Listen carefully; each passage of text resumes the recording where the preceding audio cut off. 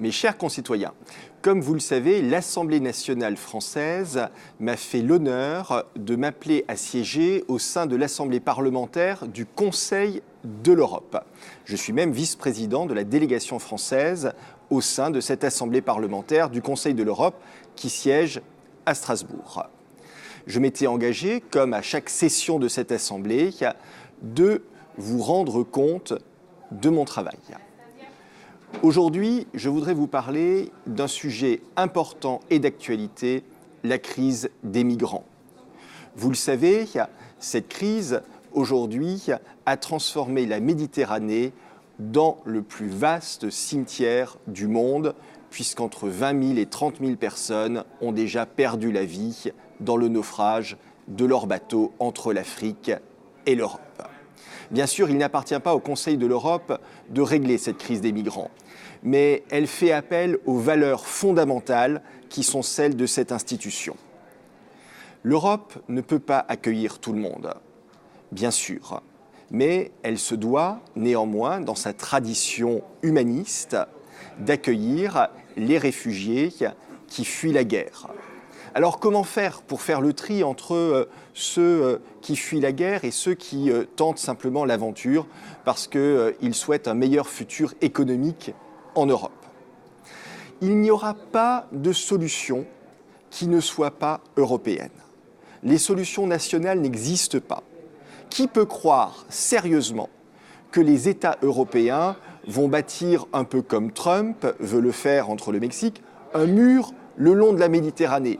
Vous imaginez un mur de 6 mètres de haut le long de nos plages pour bloquer les bateaux? C'est irréaliste. Alors quelles sont les solutions? Les solutions européennes visent d'abord à faire en sorte que les gens n'aient pas envie de quitter leur pays, qu'ils y vivent heureux. Et pour ça, il faudra mettre en place un plan Marshall pour l'Afrique, faire en sorte que les Africains, mais aussi dans les autres pays autour de la Méditerranée, puissent vivre en sécurité et en prospérité chez eux. Cela veut dire probablement que l'Europe devra se réimpliquer, y compris militairement, dans la stabilisation d'un certain nombre d'États qui n'ont plus de gouvernement et dans lesquels règne le chaos.